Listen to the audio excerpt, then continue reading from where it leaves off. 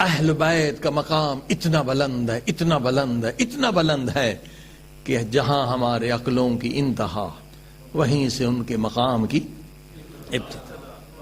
مگر بات یہ ہے کہ جب اہل بیت کا مقابلہ کوئی نہیں کر سکتا، ہمارے جتنے فرقے ہیں، شیعہ سنی جتنے، سب مانتے ہیں کہ اہل بیت یہ 12 کے 12 امام، یہ 14 کے 14 معصومین، ان کا مقابلہ نہ علم میں ہو سکتا ہے، نہ طہارت میں ہو سکتا ہے، نہ صداقت میں ہو سکتا ہے، نہ شجاعت میں ہو سکتا۔ خود امام حنبل فرماتے ہیں کہ یہ 12 اماموں کے نام بھی اگر کوئی لکھ کے رکھ لے تو ہر بیماری سے شفا ملے۔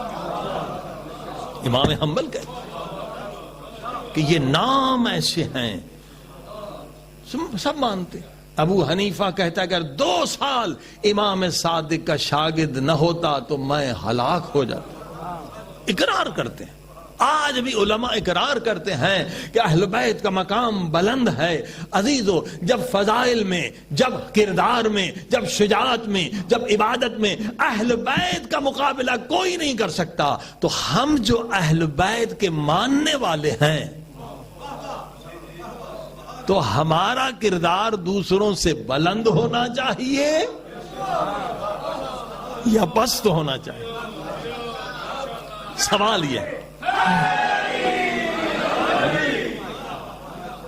کہتے مولا علی ایسے ہیں، مولا علی اتنے اعلیٰ، مولا علی اتنے عرفہ، مولا علی اتنے افضل۔ کہیں گے مولا علی کو جب تم مانتے ہو تو تمہارے اندر کیا بلندی آئی ہے؟ علی تو بلندی کا نام ہے، علی تو طہارت کا نام ہے، علی تو صداقت کا نام ہے، علی تو امانت کا نام ہے، تو تمہارے اندر کتنی صداقت ہے؟ عزیزو، جب ہمارے مولا، ہمارے اہل بیت افضل ہیں، طاہر ہیں، تو ہم دوسروں سے افضل کیوں نہیں ہیں؟ سوال یہ ہے، ہم دوسروں سے افضل کیوں نہیں؟ ہونا تو یہی چاہیے کہ ہمیں بھی دوسروں سے افضل ہونا چاہیے۔ عزیزو، اس کی اصل وجہ یہ ہے کہ ہم آدھا پیغام سناتے ہیں یا سنتے ہیں، مولا کی شان تو سنتے ہیں، مولا کا فرمان کم سنتے ہیں۔ اسٹیجوں سے مولا کا شان تو بہت سنتے ہیں مگر مولا کا فرمان کم سنتے ہیں۔ اصل مولا کا فرمان بھی اتنا سننا چاہیے جتنی شان سننی چاہیے، کیونکہ شان سننے سے ایمان بنتا ہے، فرمان سننے سے کردار بنتا ہے۔ دونوں کی ضرورت ہے، ہمیں ایمان کی بھی ضرورت ہے، کردار کی بھی ضرورت ہے، کہ ہمارے جب اہل بیت ایسے ہیں تو ہمارے کردار کے مقابلے میں بھی دوسروں کا کردار نہیں ہونا چاہیے۔ تو اصل یہ ہے کہ ہم آدھا پیغام سناتے ہیں، آدھا چھوڑ کے چلے جاتے ہیں۔ لیکن اب آپ دیکھیے، جہاں جہاں شان بھی سنائی جاتی ہے، فرمان بھی سنائی جاتی ہے، آپ دیکھیے ان کا کردار الگ ہوتا ہے۔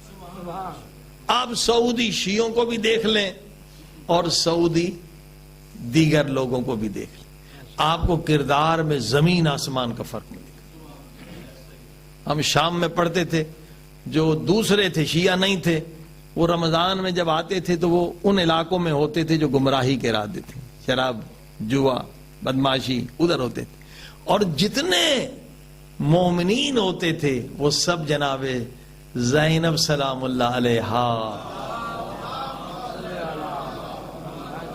زری کے قریب ہوتے۔ اور یہی ہم نے امریکہ میں دیکھا کہ جو سعودی شیعہ پڑھنے کے لیے آتے ہیں، علاج کے لیے آتے ہیں، ہم نے نہیں دیکھا کہ کوئی سعودی شیعہ شرابی ہو، ہم نے نہیں دیکھا کوئی سعودی، آپ دیکھ سکتے یہاں بھی آتے ہیں، سعودی شیعہ کوئی جواری ہو، سعودی شیعہ کوئی ظالم ہو۔ عزیزو، وجہ کیا ہے؟ آپ کو زمین آسمان کا فرق نظر آئے گا کہ یہ سعودی شیعہ ہے، یہ شراب نہیں پیتا، یہ سعودی شیعہ ہے، یہ رشوت نہیں لیتا، یہ سعودی شیعہ ہے، یہ حرام نہیں کرتا۔ پتہ چلتا ہے کہ واقعاً یہ اس زمانے میں مولا علی کا حقیقی شیعہ ہے۔ چلیے، اور آسان نسخہ، بلتستان میں آپ چلے جائیے، 3-4 لاکھ مومنین کی آبادی ہے، گورنمنٹ نے بہت بڑا جیل بنایا ہے، جیل میں 2-4 سے زیادہ لوگ نہیں ہیں، وہاں نہ قتل ہوتا ہے، یہ آپ ہسٹری اٹھا پورے سال میں نہ کوئی قتل ہوتا ہے، نہ وہاں زنا ہوتی ہے، نہ وہاں چوری ہوتی ہے، اور بچے کو آپ پوچھیں تو نماز کے مسئلے سے باخبر ہے، روزے کے مسئلے سے باخبر ہے، تقلید کے مسئلے سے باخبر ہے۔ عزیزو یہ کیا ہے؟ یہ منبر کا صحیح حق ادا کر دیا گیا ہے کہ شان بھی سناؤ، فرمان بھی سناؤ۔ ہاں جی، برائے خوشنودی محمد والے محمد بلند تر صلوات۔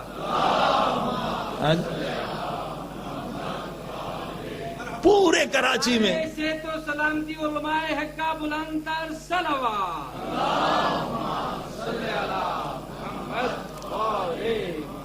پورے کراچی میں جتنے بڑے بڑے تاجر ہیں، سیٹھ لوگ ہیں، حبیب بینک والے ہیں، گوگل والے ہیں، آپ دیکھیں گے یہ ان کے گھروں میں جو بھی کام کرنے والے ہیں، ڈرائیور تو بلتی ہوگا، بورچی تو بلتی ہوگا، کہتے ہیں یہ بڑے ایماندار لوگ ہیں، نہ ان میں چوری ہے، نہ ان میں خیانت ہے۔ تو اب آپ نے دیکھا یہ بھی ہمارے بھائی ہیں، اسی ملک میں رہتے ہیں، کیونکہ اسٹیج پر شان بھی سنایا گیا، فرمان بھی سنایا گیا۔ حالانکہ 6 مہینے وہاں برف ہوتی ہے، کام نہیں ہے، غربت ہے، 6 مہینے برف ہی برف ہے، بیکار ہوتے ہیں، کام نہیں ہوتا، مگر مر جائیں گے۔ جس نے فرمان سنا ہے وہ چوری نہیں کرے گا، وہ حرام نہیں کھائے گا۔ صلوات پڑھی محمد وآلہ۔